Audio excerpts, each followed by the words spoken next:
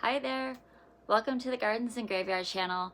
My name is Charisma and today we're meeting in my studio and I wanted to just talk a little bit about capital campaigns.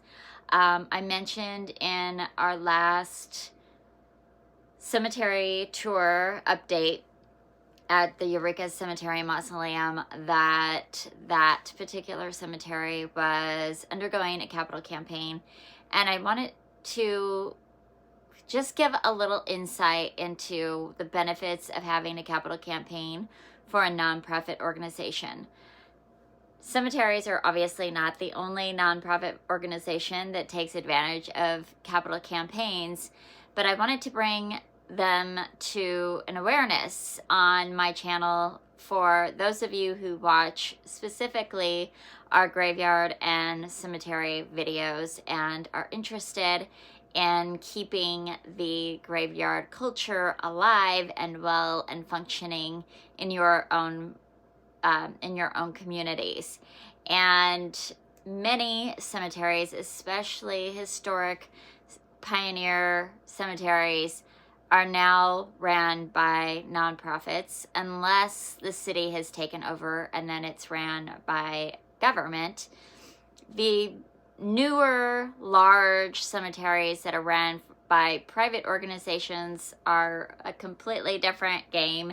Some of them are privately owned and some of them are corporately owned, right? So they have a whole different kind of money situation going on, funding situation. Nonprofit organizations across the board can make a profit, obviously. They have to have money for overhead and maintenance, and in the case of cemeteries, perpetual care.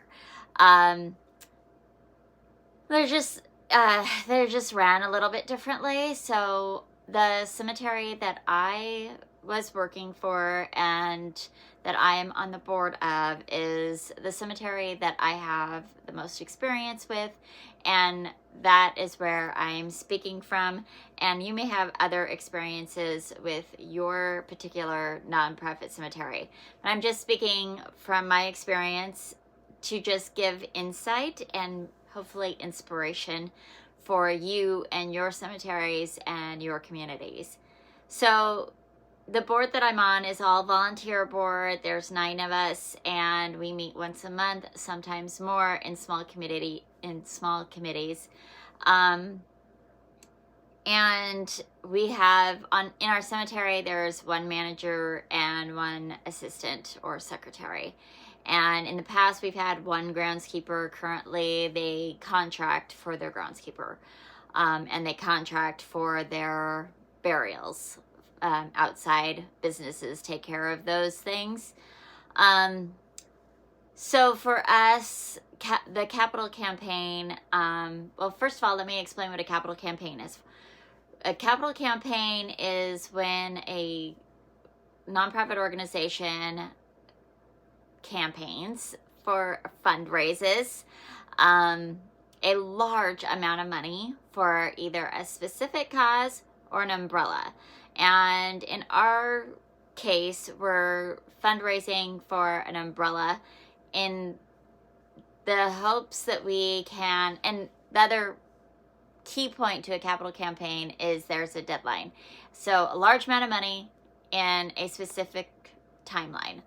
And what we're hoping to do is raise enough funds to do a big upgrade and update to our cemetery and our cemetery grounds, cemetery buildings, cemetery, well, really the grounds and the buildings are essentially all, but there's specifics, right? So we've had issues with security and we would love to incorporate more security measures, which means fencing in some areas. It means cameras and there are some cameras now, but we would like them to be more sophisticated and more accessible, more of them.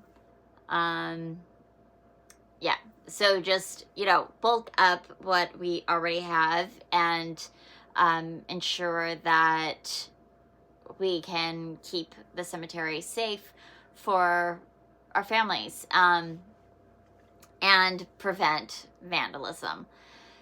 So security is one of them. We would love to have fencing around the perimeters, especially, there's perimeters that don't need fencing because there's enormous canyons around it, but the ones that are accessible to the public would be essential, and have maybe some really beautiful gates leading in and out of the cemetery would be nice that we can close up in the overnight, from dusk to dawn kind of a deal. Another piece of the fundraising that we're hoping to have money for is to pave our roads. So all of the roads throughout the cemetery were placed in that cemetery. The majority of them were put in the 60s and all 1960s, and they're all gravel. And the cemetery is on quite an incline with steep roads, and they've been washed out, right? And so there's also underground streams which have caused rivulets, like deep rivulets to happen in all of the roads. We've also had some really mature trees obviously become mature over those years, and their roots have torn up the integrity of the road. So it would be just really wonderful if we could pave all the roads, and not have an annual year, maintenance of re-graveling, grading, and pounding down the gravel every single year. Yes,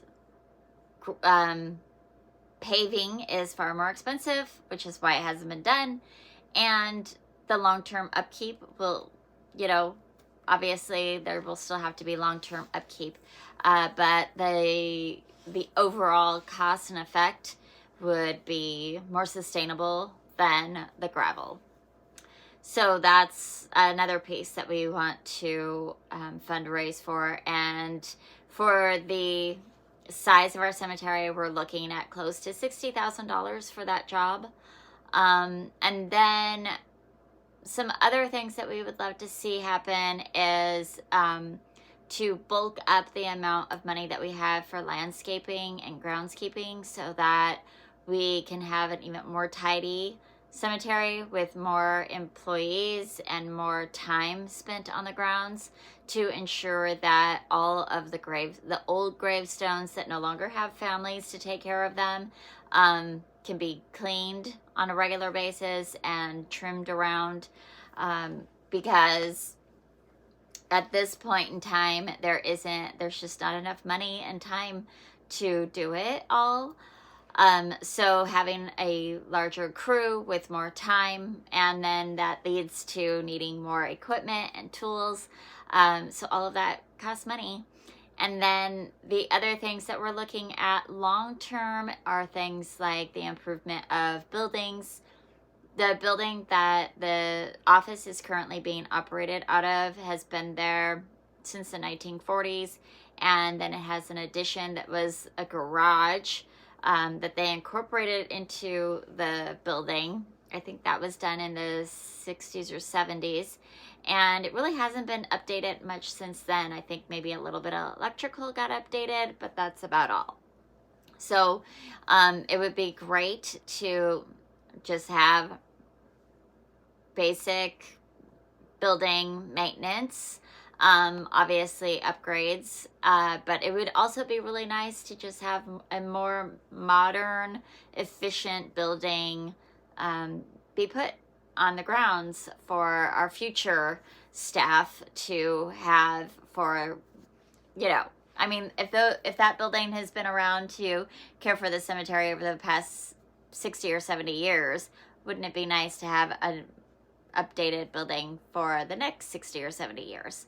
The other things that are really important to the cemetery and our community is that we are running out of ground space to bury our loved ones. And so the cemetery owns a whole big section that would fit several hundred more lots in it, but it has to be surveyed and platted before we can sell any ground there, and that takes time and money and a professional. We have to have permits. We have to have a professional do the survey and file all the paperwork, and then file the paperwork with the state saying that we want to sell lots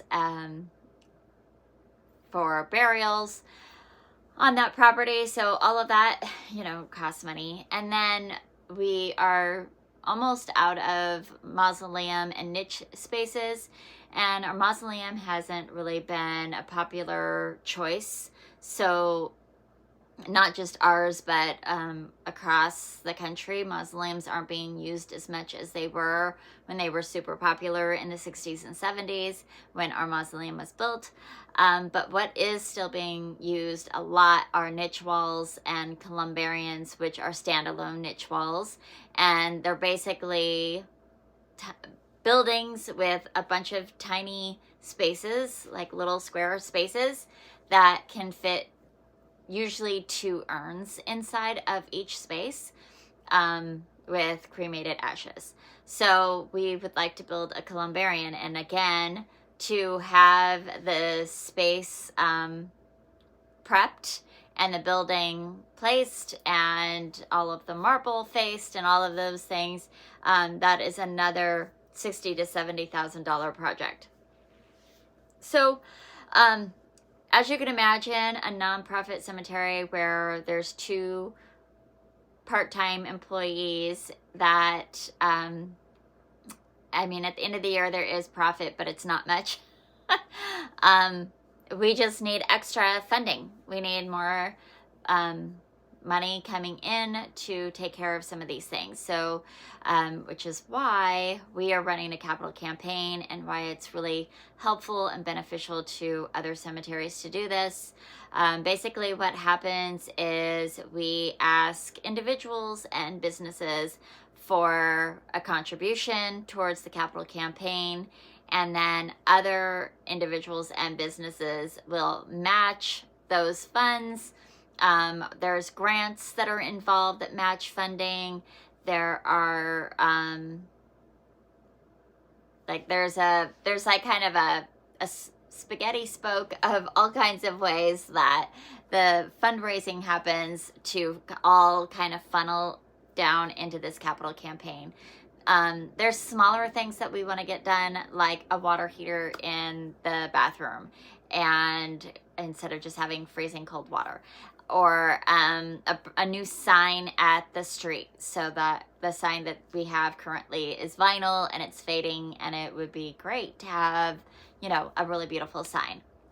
Some other things that we're looking at is to expand our gardens so that we can incorporate more scattering garden options to our community.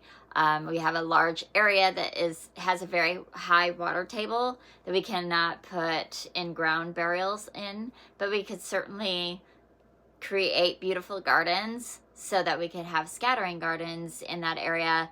But it takes a lot of time and money to develop those gardens and create spaces for those burials. So those are just a few of the things on the list. The list was, I think there's like 25 things on the list, but we have our priority list and then everything that gets funneled down from there. It just is going to depend on how much funding we get before our timeline ends. And then it will be about creating more fundraising opportunities into our perpetual care so that these things can continue to be cared for. Lots of different ways that cemeteries can be funded. The most important way that you can help your local cemetery is to walk in the office and ask what they need and how you can help. So if you're a business and you can use a tax write-off and you want to contribute some funds to your local cemetery, highly recommend doing that. And you know, they can allocate those funds accordingly. Or you can walk in and say, like, hey, I noticed like you need, you know, new gravel on your roads. Can I give you a donation of XYZ towards your gravel funding, which we've had a couple of families do that on a regular basis because our gravel is always in need of, you know, upkeep. So, yeah, anyway, I just wanted to bring that into your awareness and let you know that there's different ways that the cemeteries are always trying to improve and aspire to serve their communities, but it's not always practical and possible with the funding that naturally comes in. And it's important for those of us who want to continue to serve our communities this way and who hope to see cemeteries be cared for into the future, that we're actively contributing to the cemetery today. So that is all I wanted to talk to you all about this Tombsday Tuesday, and we'll be back with a really fun cemetery tour that Spencer and I did this past weekend next week on Tuesday, as always. So until then, I hope you are celebrating your life, and we'll see you in the next video. Bye.